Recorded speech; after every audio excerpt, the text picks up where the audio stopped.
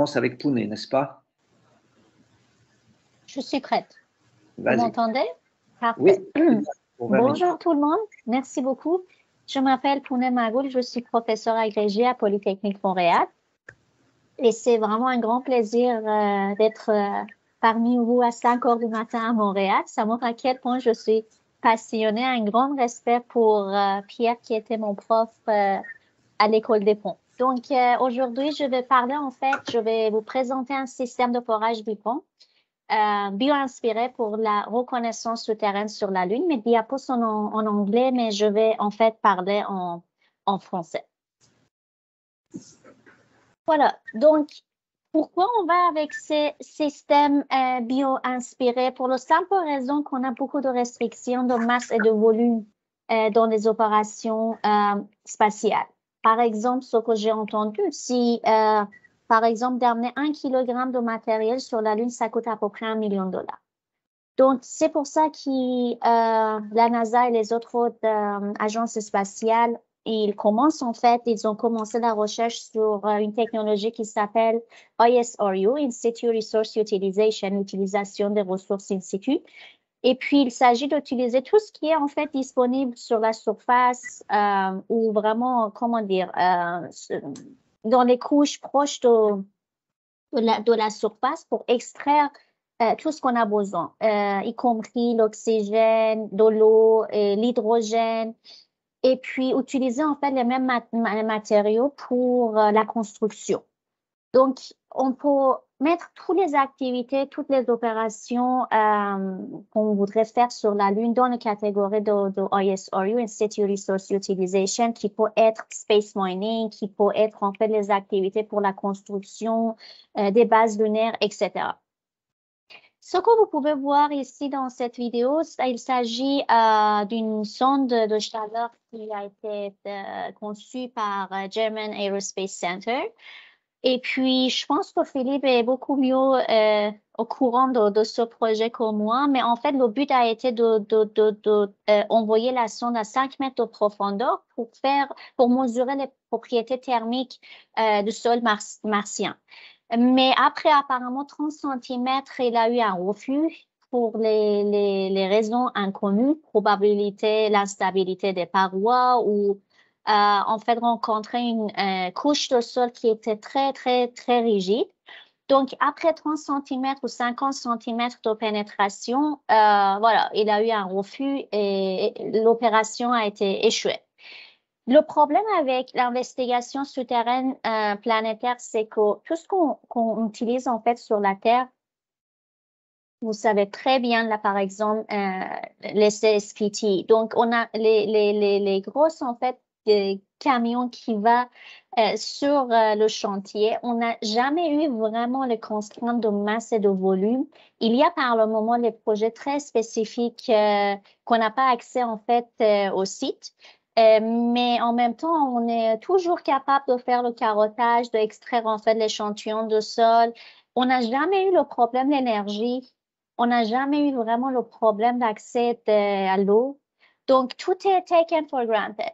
Alors que sur la Lune ou sur Mars, on n'a pas vraiment ces conditions-là. Donc, on a eu en fait une idée, ça fait quelque temps que tout le monde parle en fait des solutions bio-inspirées, mais ce qu'on a essayé de faire, c'est de imiter en fait le mouvement de serpent dans le sol granulaire.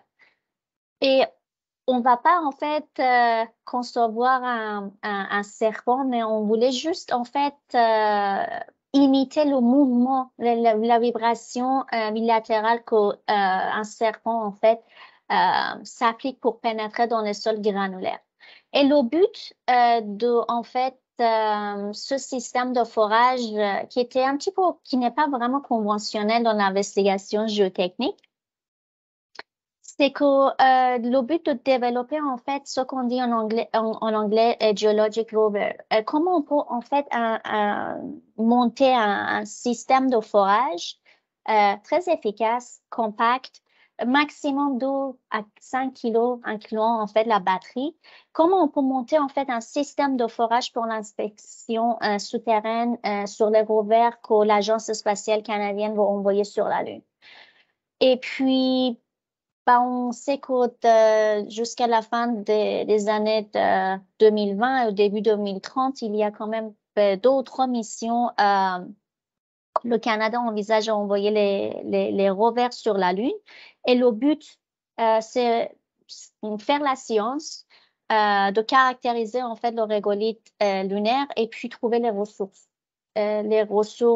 qu'on a en fait, dont on a besoin en fait sur la Terre. Donc, le but général de ce que je vais présenter aujourd'hui, c'était comment est-ce qu'on vraiment ce mouvement de vibration latérale qu'on peut voir est vraiment efficace ou pas. Et puis, jusqu'à quelle profondeur, en considérant la capacité du sol, on peut vraiment envisager la pénétration. Donc, on voulait étudier l'effet de fréquence de vibration, le mode de vibration, et puis en même temps, pour qu'on puisse faire une conception assez efficace, voir quelle configuration est plus pertinente pour nous. Donc, pour ce but, avant que je commence, je voudrais vous dire qu'on a eu quand même un très bon progrès dans ce projet récemment. On a breveté en fait notre technologie. Ce que je vais vous présenter, ce sont les résultats préliminaires qu'on a eu il y a à peu près 1 an. C'est juste à cause de la confidentialité, je ne peux pas vraiment aller trop en détail, mais je peux vous donner en fait vraiment une vue générale de ce qu'on a fait. Donc, on a bâti au début pour faire une conception, on a analysé, on a fait un modèle Discrete Element Method tridimensionnel et on a développé dans le logiciel de calcul ODEM pour simuler le processus de forage bioinspiré. Et puis, ce que vous pouvez voir sur le diapo, la hauteur de régolithe de la boîte, le bac à sable a été de 675 mm. Et puis, la dimension de bac était 205 mm par 205 mm et 820 mm de hauteur pour minimiser les effets de dimension, en fait, des limites qui doivent être, en fait, 4 fois plus grandes que le diamètre de la sonde. Et puis, les paramètres DEM sont sélectionnés à partir des données qu'on a trouvées dans la littérature pour modéliser qualitativement le régolithe lunaire. Donc, le modèle de contact Hertz-Mendlin a été sélectionné. Les particules sont modélisées avec des sphères triples de taille uniforme pour tenir compte de l'irrégularité des formes de régolithe lunaire. Et de plus, le modèle Johnson-Kendall-Roberts et le modèle de frottement standard de roulement sont ajoutés pour tenir compte de la cohésion et des propriétés à haute fiction de régolithe lunaire. Ce qu'on doit savoir en même temps, le régolithe lunaire a une configuration très irrégulière et puis c'est agglutiné. C'est un type de sol qu'on n'a pas vraiment sur la Terre, malheureusement. Et puis, on a quand même, quand on voudrait faire l'étude géotechnique, on utilise les simulants lunaires. Mais ça aussi, en même temps, c'est très connu dans la pratique, dans le domaine que pour chaque application, il faut utiliser un type de sol, un type de simulant particulier. Et puis, on sait très bien que parfois, ça ne fonctionne pas très bien. Et puis, pour la simple raison qu'on n'a pas vraiment réussi à l'échelle commerciale de produire, en fait, le simulant agglutiné, ce qu'en fait, pendant les missions d'Apollo, ils ont constaté sur la Lune. Donc, dans la première simulation, les sondes ont été poussées dans les matériaux granulaires à une vitesse constante de 2 mètres par seconde afin d'évaluer les effets de la vibration latérale sur la résistance à la pénétration. Une vibration latérale de 500 Hz avec différentes amplitudes a été ajoutée au mouvement vertical. Ça veut dire on pousse en fait la sonde dans le sol avec une force en fait axiale, mais en même temps on génère une vibration latérale. La simulation montre une vibration latérale avec une amplitude de 0,05 mm n'a pas vraiment d'effet notable sur la résistance à la pénétration. En revanche, la force verticale requise a été considérablement réduite à mesure que l'amplitude augmentait à 0,5 mm et puis 1 mm. À mesure que l'amplitude augmente à 0,5 mm et 1 mm, la force de pénétration baisse approximativement de 25% et 50% respectivement. C'est très important d'étudier l'amplitude de vibration pour la simple raison qu'on a beaucoup de problèmes de poussière sur la Lune. Ça veut dire si on veut vraiment aller avec le système d'investigation conventionnel, on va générer des poussières. Et la gestion de poussière, c'est un des grands défis qu'on a en ce moment dans la technologie OSRU. Et puis, comme il dit, c'est un autre animal. Vraiment développer les méthodes de mitigation pour la gestion des poussières, c'est un domaine de recherche très actif en ce moment à la NASA. Et puis, dans la prochaine simulation, la vitesse de pénétration est réduite de 2 mètres par seconde à 200 mm par seconde à 0,11 secondes lorsque la tête de la sonde est complètement enterrée sur la surface. Et la vitesse, en fait, de sonde qu'on va appliquer aussi, ça va avoir un grand impact sur la gestion de batterie de notre sonde. C'est pour ça que c'est très important pour nous de vraiment trouver un système assez efficace en termes de gestion de batterie. La vitesse de pénétration, la fréquence appliquée, l'amplitude qu'on va en fait générer. Comme vous pouvez voir sur le diapo, à 0,11 secondes, ça veut dire au moment qu'on a réduit la vitesse, la vibration latérale avec une amplitude de 0,05 mm est ajoutée au mouvement vertical. Donc, la simulation a été effectuée à différentes fréquences de vibration pour étudier l'impact de la vibration sur la résistance à la pénétration. En comparaison avec la simulation précédente, nous pouvons constater une réduction plus notable de la résistance à la pénétration à une fréquence de 500 Hz et une amplitude de 0,05 mm. Par rapport à la simulation précédente, la vitesse de pénétration ici est 200 mm par seconde. Probablement, on ne peut même pas voir la vibration du sol à l'œil nu, soit 10 fois plus lente. Par conséquent, on a un taux de pénétration plus long. Les vibrations de la sonde semblent être plus efficaces pour réduire la résistance à la pénétration. En d'autres termes, la sonde peut transférer son énergie de vibration de manière beaucoup plus efficace au régolithe environnant un taux de pénétration plus lent.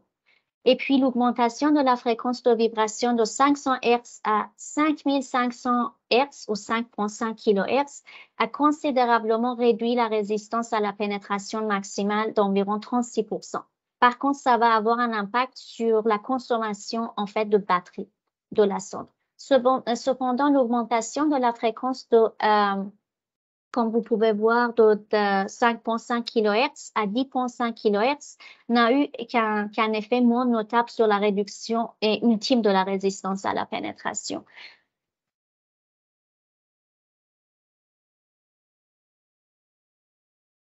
Ici, en fait, on voudrait étudier l'effet de la vibration longitudinale sur la réduction de la force de résistance qui est peu visible par rapport à la vibration latérale.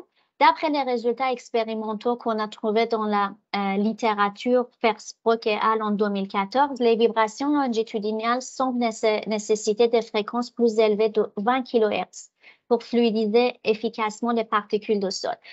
C'est ici qu'on montre l'efficacité d'appliquer une vibration latérale à notre sonde parce que vous pouvez voir de réduire en fait de 20 kHz à 10,5 kHz ou même 5,5 kHz, ça va énormément significativement réduire la consommation de batterie. Et puis, dans une autre simulation, on a essayé d'étudier en fait la configuration de nez dans notre sonde. On a supposé que la sonde pèse 10 kg et il est livré dans le matériau granulaire à 0,01 seconde et pénètre sous son propre poids. Et puis, cette figure montre deux géométries pour la tête de la sonde sur la base des équations empiriques développées par Young en 1997 pour les impacts à grande vitesse. La tête conique ci-dessus a un coefficient de performance de 1,93 et la tête ogive a un coefficient de performance de 0,85, comme vous pouvez voir. Donc, vous pouvez imaginer qu'on est allé avec ça. On a fait une impression 3D pour construire notre sonde au laboratoire et puis tester selon les résultats qu'on a obtenus. Et les sondes d'un mouvement de chute libre au début jusqu'à ce que la force de résistance de matériaux granulaires commence à déceler les sondes. Et comme vous pouvez voir dans le diapo, s'il n'y a pas de vibration latérale, ça veut dire amplitude est égale à 0. Les sondes commencent à rebondir, indiquent qu'ils ont atteint la profondeur maximale qu'elles peuvent pénétrer sous leur propre poids. Cependant, en implémentant une vibration latérale à la fréquence de 10,5 kHz, une amplitude de 0,05 mm, ça veut dire qu'on ne peut même pas voir avec le vue, il est possible d'éliminer le rebond. Les ondes coniques ont des vitesses de pénétration plus élevées, ce qu'on entendait avec ou sans vibration. Pour la sonde vibrée, alors que le nez ogive atteint un taux de pénétration très lent à 0,22 secondes, le taux de vitesse de la tête conique décroît jusqu'à une vitesse presque constante de 40 mm par seconde, autour de 0,04 secondes. Il est donc plus probable de continuer la pénétration après 0,04 secondes.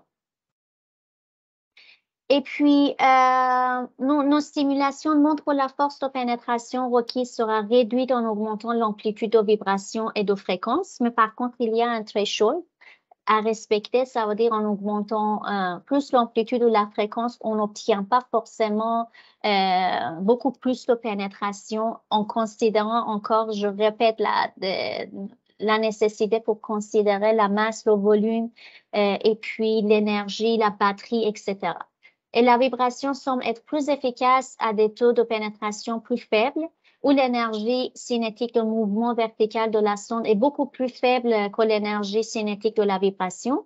Et la géométrie de la tête de la sonde ou la performance de la tête, ce qu'on dit, a joué un rôle significatif dans les taux de pénétration atteignables à un point en porte-à-faux constante.